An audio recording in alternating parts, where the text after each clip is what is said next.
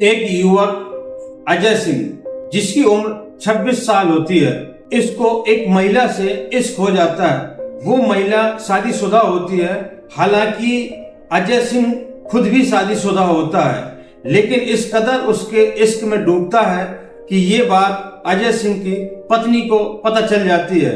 और जब ये बात अजय सिंह की पत्नी को पता चलती है तो अजय सिंह की पत्नी अजय सिंह को छोड़कर अपने मायके चली जाती है। लेकिन इस बात से अजय सिंह को कोई फर्क नहीं पड़ता, क्योंकि उसके दिल और दिमाग पे वो महिला हावी हो चुकी थी और इश्क का भूत उसके दिमाग पर सर चढ़कर बोल रहा था। और इसी के चलते एक दिन उसके दिमाग पर मिलने का भूत सवार होता है और वो अपनी प्रेमिका से मिलने उसके घर पहुंच जाता है। और जब लौट कर आता है तो वो जिंदा नहीं होता, बल्कि सफेद कफन पर लपेट कर उसकी लाश उसके घर आती है।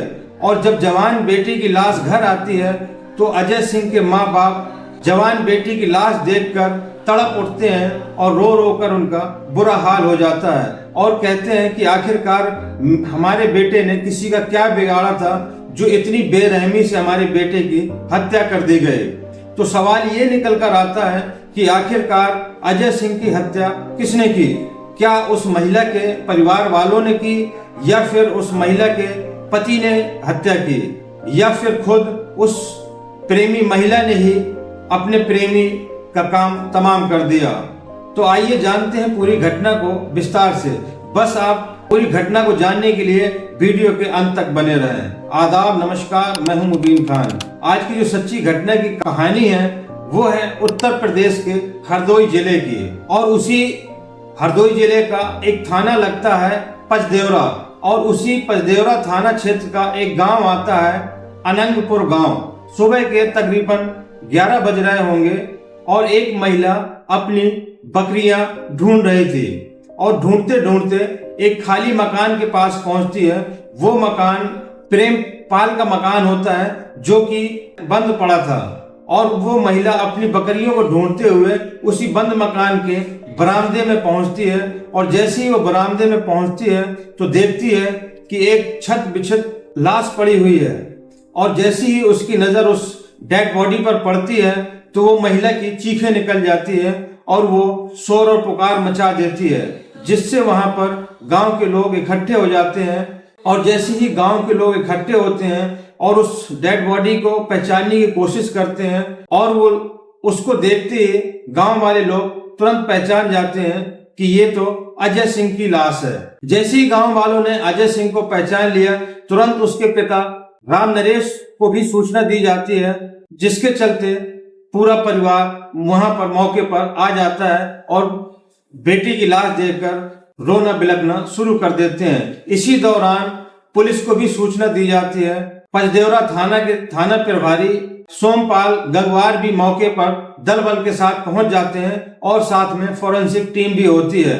और जैसे ही उस डेड बॉडी को देखते हैं तो उनकी भी रूह कांप जाती है, क्योंकि अजय सिंह की डेड बॉडी की जो हालत थी वो बहुत ही बुरी तरीके से थी, क्योंकि उसके जिस्म पर कई चाकुओं के वार दिख रहे थे और बाईं आंख निकाली हुई थी, दाहिनी आंख में भी चोट थी और गुप्तांग से भी खून रिस रहा था, यानी कि पूरी डेड बॉडी छत बिछत थी। तभी थाना प्रभारी उस डेड बॉडी का पंचनामा भरते हैं और पंचनामा भर के पोस्टमार्टम के लिए भेज दी जाती है। और पोस्टमार्टम होने के बाद में डेड बॉडी को अजय के पिता राम नरेश के हवाले कर दी जाती है, जिससे पूरा परिवार शोक में डूबा हुआ था और अपनी नम आंखों से अजय का अंतिम संस्कार करते हैं। और पिता अपने बेटी की हत्या की तहरीर थाने में देते हैं। हालांकि उस तहरीर में अजय के पिता राम नरेश ने किसी का नाम नहीं लिखा था, इसीलिए पुलिस ने हत्या की FIR लिख लेते हैं और अज्ञात के खिलाफ ये मुकदमा दर्ज कर लेते हैं। वहीं पुलिस की पूछताछ में राम नरेश बताते हैं कि अजय सिंह मेरा सबसे बड़ा बेटा था। मेरे 5 बच्चे हैं और 5 बच्चों में अजय सिंह सबसे बड़ा बेटा था, और परसों के दिन गन्ने के खेत में काम करने के लिए निकला था और उसके बाद फिर वापस घर नहीं आया, और जब मिला तो उसकी लाश मिली। पुलिस थाना प्रभारी कई टीमें गठित करते हैं और इस हत्याकांड की गुत्थी सुलझाने में लग जाती है। और वहीं पर जब गांव में इस हत्याकांड की जानकारी जुटा रहे थे, तभी पुलिस को गांव वालों से एक बहुत अहम जानकारी निकल कर आती है। और ये बात गांव के कई लोगों ने बताई, बल्कि पूरे गांव में इस बात की पूरी सुगबुगाहट थी। दरअसल पुलिस को ये सूचना मिली कि जो अजय सिंह था, उसका गांव की ही एक महिला से अवैध संबंध थे और ये रिश्ते काफी समय से चल रहे थे। और इसी के चलते 3 साल पहले अजय की शादी हुई थी और जब उसके अवैध संबंधों के बारे में उसकी अजय की पत्नी को पता चला, तो अजय की पत्नी अजय को छोड़कर अपने मायके चली गई। और लेकिन इसके बावजूद भी अजय ने अपने अवैध संबंध बंद नहीं किए और हो ना हो कहीं ना कहीं इसके पीछे उसी महिला का हाथ है। गांव वालों के जरिए से ही पता चला कि जिस मकान पर अजय की डेड बॉडी मिली है, उसी के पास में ही एक घर है कमलेश सिंह का, और कमलेश सिंह की पत्नी सीमा से अजय के अवैध संबंध थे और कहीं ना कहीं इस हत्याकांड के पीछे उन लोगों का हाथ हो सकता है। तभी पुलिस कमलेश सिंह के घर जाती है और कमलेश की पत्नी को हिरासत में लेकर थाने आ जाते हैं और फिर उनसे पूछताछ की जाती है। शुरू में तो वो इधर उधर की बातें करते हैं, लेकिन जब पुलिस कड़ाई से पूछताछ करती है तो सीमा सब कुछ उगल देती है और वो ये भी कबूल करती है कि हाँ, अजय की हत्या मैंने ही की है। तभी पुलिस वाले उससे पूछते हैं कि आखिरकार तुमने अजय की हत्या क्यों की।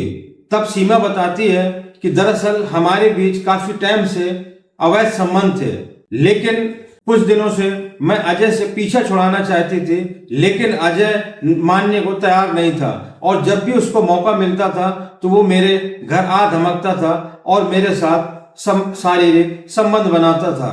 और ऐसा ही इस बार हुआ जब मेरे पति घर पर नहीं थे, काम पर गए हुए थे, तभी ये मेरे घर आता है और खाना खाता है और खाना खाकर सो जाता है और रात में फिर ये मुझसे शारीरिक संबंध बनाने की कोशिश करने लगता है। मैं इसको इनकार करती हूँ, लेकिन वो मानने को तैयार नहीं होता और इसी के चलते मुझे गुस्सा आ जाती है और मैं वैसे भी उससे पीछा छुड़ाना चाहती थी। इसीलिए मैं अपने साड़ी के पल्लू से उसके गले पर फंदा डाल देती हूँ और उसी साड़ी के पल्लू से उसका गला घोंट देती हूँ और इससे उसकी हत्या हो जाती है। लेकिन उस टाइम मेरा गुस्सा इतना बढ़ गया था कि उसके मरने के बाद भी मैं किचन पर गई और सब्जी काटने वाला चाकू लाती हूँ और ताबड़तोड़ उसके शरीर पर चाकुओं से हमला कर देती हूँ और उसकी बाईं आंख भी निकाल लेती हूँ, दाहिनी आंख फोड़ देती हूँ और फिर उसका मैंने प्राइवेट पार्ट भी काट लिया था।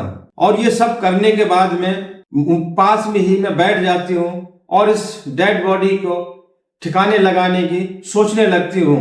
तभी घर पर मेरा पति कमलेश भी आ जाता है और कमलेश के आते ही मैं कमलेश को सारी बात बता देती हूँ। फिर हम दोनों पति और पत्नी इस लाश को ठिकाने लगाने के बारे में सोचने लगते हैं, लेकिन सुबह हो जाती है। इसीलिए फिर हम उस रात इसकी डेड बॉडी को ठिकाने नहीं लगा पाए और फिर पूरे दिन डेड बॉडी घर पे ही रहती है और अगले दिन की रात को फिर हम लोगों ने पास में बने सोमपाल के खाली मकान के बरामदे में इसको वहां पर फेंक देते हैं। अब इन दोनों ने अपना जुर्म कबूल कर लिया था। हालांकि हत्या तो सीमा ने की थी, लेकिन उस हत्या करने के बाद इस डेड बॉडी को छिपाने और हत्या के सबूत मिटाने के आरोप में उसके पति को भी अरेस्ट कर लिया जाता है और दोनों को जेल भेज दिया जाता है। तो दोस्तों, ये थी आज की सच्ची घटना। ये घटनाक्रम सुनाने का मकसद किसी को आहत करना या किसी को परेशान करना नहीं है, बल्कि आप लोगों तक सच पहुंचाना और आप लोगों को जागरूक करना है। अगर ये वीडियो अच्छा लगा हो तो ज्यादा से ज्यादा लाइक करें, सब्सक्राइब करें और अगर फेसबुक पर देख रहे हो तो पेज को फॉलो करें। और दोस्तों, कमेंट बॉक्स में अपनी राय जरूर दें और ये भी बताएं कि आप ये मेरा वीडियो कहां से देख रहे हैं। और मिलते हैं फिर अगले वीडियो में नई कहानी के साथ। जय हिंद।